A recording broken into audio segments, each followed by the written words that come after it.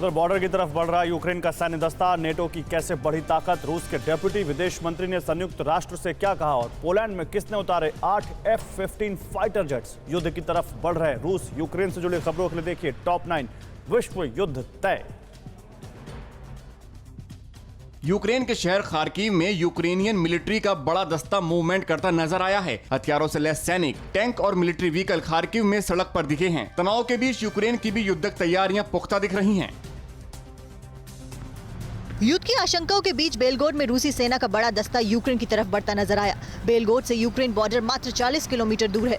Ukraine की सीमा तक पहुंचने में रूसी सैन्य दस्ते को सिर्फ 1 घंटा लगा। ऐसे इस मोर्चे पर आज रात भीषण युद्ध हो सकता है।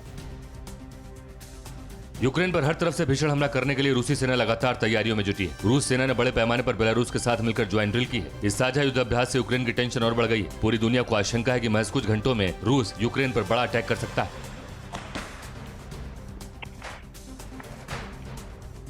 यूक्रेन पर महासंकट के बीच यूरोपीय देश नॉर्वे के करीब 50 से 60 ट्रूप्स को नाटो फोर्स में शामिल किया गया है, जिसकी वजह से नाटो की ताकत और बढ़ गई है। रूस यूक्रेन में जंग की आशंका के चलते नॉर्वे ने यह फैसला किया है।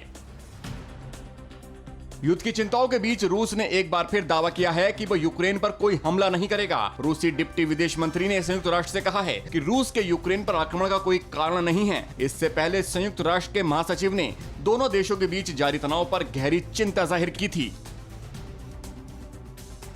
ऑस्ट्रेलिया के प्रधानमंत्री स्कॉट मॉरिसन ने चीन से यूक्रेन विवाद पर रूस की निंदा करने का आग्रह किया है। मॉरिसन ने संसद में सांसदों से कहा है कि चीनी और रूसी दोनों सरकारें यूक्रेन मुद्दे पर एक साथ नजर आ रही हैं। ऑस्ट्रेलिया भी अपनी एम्बेसी को लीव में शिफ्ट कर चुका है। युद्ध के मुहाने पर खड़े रूस यूक्रेन को लेकर संयुक्त राष्ट्र महासचिव एंटोनियो गुटेरेस ने गहरी चिंता जाहिर की है। गुटेरेस ने कहा है कि दोनों देशों में शुरू हुए मिलिट्री कॉन्फ्लिक्ट को लेकर वो बहुत चिंतित हैं। इस विवाद में मानवता का बहुत बड़ा नुकसान होने की संभावना है और हम इस तरह के विनाशकारी टकराव की संभावना को भी स्वीकार नहीं कर सकते।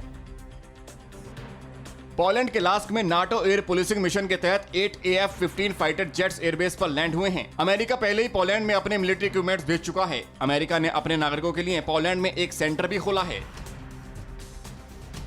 यूक्रेन में फंसे दुनिया भर के लोगों को फ्लाइट टिकट खरीदने के लिए जेब ढीली करनी पड़ रही है।